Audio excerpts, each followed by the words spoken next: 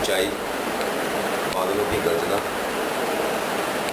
आंधी तूफान से डर लगता है। नॉर्मली अगर हम ये प्रश्न किसी भी व्यक्ति से पूछें तो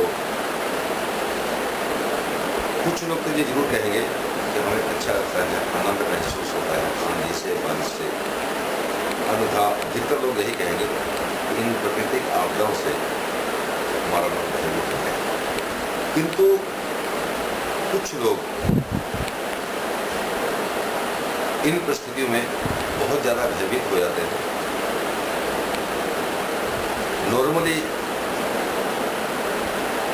बाढ़ के समय पे, आंधी बारिश के समय पे अनायास उनके मन में भय व्याप्त होता है।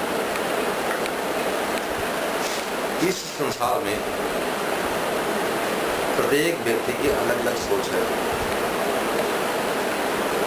अलग अलग उसकी सामर्थ्य है, अलग अलग किस्म की बुद्धि और इस बुद्धि द्वारा किए जाने वाले अलग अलग प्रकार के कार्य प्रत्येक व्यक्ति अपनी धुन में अपनी सोच के अनुरूप चला जा रहा है। अगर हम ये कह दें कि कोई भी व्यक्ति जिस धुन में, जिस सोच में, जिस कार्य में संलग्न है वो अपने ही विचारों से, अपनी इच्छा से, मात्र अपनी इच्छा से कर रहा है, तो एक अच्छे ज्योतिषी के लिए या अच्छे ज्योतिषी के सामने यह शब्द कहना एक बेईमानी होगी। हम अपने जीवन के एक एक क्षण को, जीवन में किए गए एक एक कार्य को तभी संपन्न करते हैं जब उस कार्य से संबंधित हमारा पूर्व जन्म के कर्मों के अनुरूप बने हुए प्रारब्ध से कोई संबंध हो। एक बहुत बड़ा प्रश्न है, चंद्रशीने गते लक्ष्मी, चंद्रमा मनसो जाता है।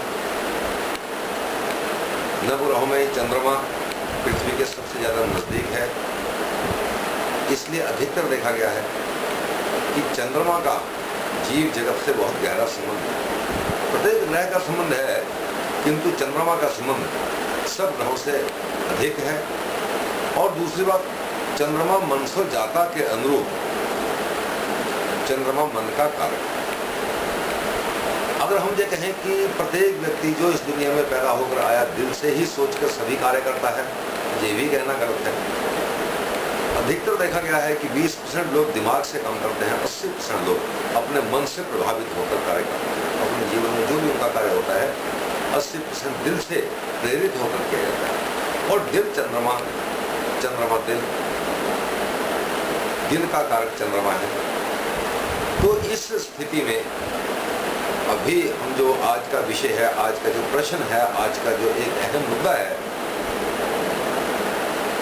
अथाह जल से डर, ऊंचाई से डर, आंधी बारिश से डर। तो आज के इस मुद्दे का जो एक विस्तृत हल,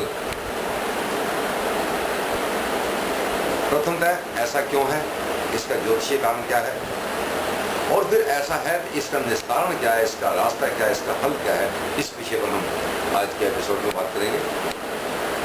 हमने अपने सर्वज्ञ ज्योतिष एवं मंत्र विज्ञान अनुसंधान केंद्र के माध्यम से लगभग 350 जन्म कुंडलियां, वो जन्म कुंडलियां जिनका द्वादशेश चंद्रमा या अष्टमेश चंद्रमा, उदाहरण के लिए सिंह लग्न की जितनी भी कुंडलियां होती हैं उनका द्वादश भाव का कारक, द्वादश भाव का जो स्वामी ग्रह है वो चंद्रमा। इसी तरीके से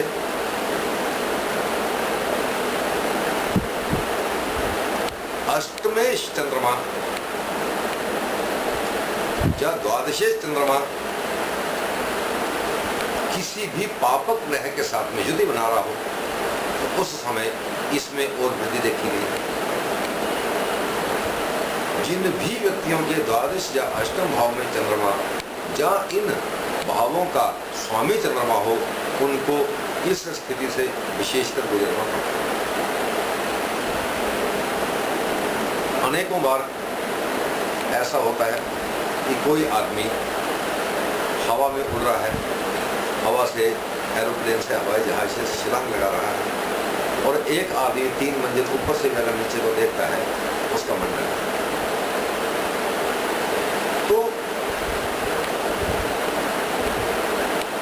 भावुकता, भय, ये सब चीजें जब हमारा मन का कारक चंद्रमा पीड़ित हो, मन का कारक चंद्रमा द्रवित हो, मन का कारक चंद्रमा कमजोर अवस्था में हो, कम डिग्री का हो, तो हमें इस तरह की परिस्थितियों से सामना हमारा होता है। तो इसके लिए हमने काफी ज्यादा शास्त्रों को छाना, शास्त्रों का अध्ययन किया, और अध्ययन करके जो निष्कर्ष निकला वो हमने लगभग 12-13 लोगों के ऊपर उसका प्रयोग किया, और प्रयोग करने पर जो उनकी समस्या थी, भयभीत होने वाली जो समस्या थी, उससे उनको आराम मिला। गत वर्ष आंध्रा के मुख्यमंत्री वाईएसआर रेड्डी के अकस्मात निधन पर उस राज्य के लगभग 122 लोगों का निधन हुआ। तो उस समय हमने अपनी पत्रिका, मासिक पत्रिका सर्वगुण ज्योतिष दर्पण में इस विषय पर पूरा लेख किया। अमावस और पूर्णमासी के दिन विशेष करके जिनका चंद्रमा कमजोर होता है, चंद्रमा निर्बल होता है, जो द्वादशेश या अष्टमेश होता है, उनको पूर्णमासी या अमावस के दिन विशेष प्रकार का एक है, एक डिप्रेशन टाइप, एक अजीब प्रकार की स्थिति से उनका सामना होता है। और अगर हम पूरे विश्व के आंकड़े एकत्रित करें तो ये मिलेगा कि पूरे विश्व में आत्महत्याएं करने वाले लोगों की सबसे ज्यादा गिनती अमावस या पूर्णमासी के दिन ही होती है। बहुत बड़ा विषय है। वाईएसआर रेड्डी का निधन भी पूर्णमासी के एक दिन पहले, 1 दिन या 2 दिन पहले हुआ, और जिस दिन उनका अंतिम संस्कार किया गया उस दिन तक 122 लोगों को अपने प्राणों से हाथ धोने पड़े, चाहे उन्होंने आत्महत्या करी हो, चाहे उनका हार्ट अटैक का दौरा हुआ हो, हार्ट फेल हुआ हो, हार्ट से संबंधित कारणों से ही उन 122 लोगों को मृत्यु हुई। तो इन सब चीजों को, इन सब स्थितियों को देखते हुए, क्योंकि इसका जब हमारे सामने ज्योतिषीय कारण आ गया है, इसका निस्तारण भी अवश्य है। मैं काफी समय से ज्योतिष सम्मेलनों में, ज्योतिषियों में इस बात को बार बार कहता आया हूँ कि हम ज्योतिष के नाम पर कार्य करके रोटी खा रहे हैं। अपने ज्योतिष कार्यालय के आगे अनुसंधान केंद्र के बड़े बड़े बोर्ड लगाए बैठे हैं। जो पूर्वजों ने लिख दिया उसका दोहन करके हम अपना पेट भर रहे हैं। हमें आज के परिवेश में, इस सदी में भी ज्योतिष पर कुछ नए शोध करने चाहिए। मैं नए नए शोध करता रहा हूँ, ग्रंथों से अलग हटकर कुछ किया है, और ये भी ग्रंथों से हटकर एक शोध है और सफल शोध है। इसमें हमारे पुराण, जिनको अधिकतर तर्कशास्त्रियों द्वारा मिथ्या कहा जाता है,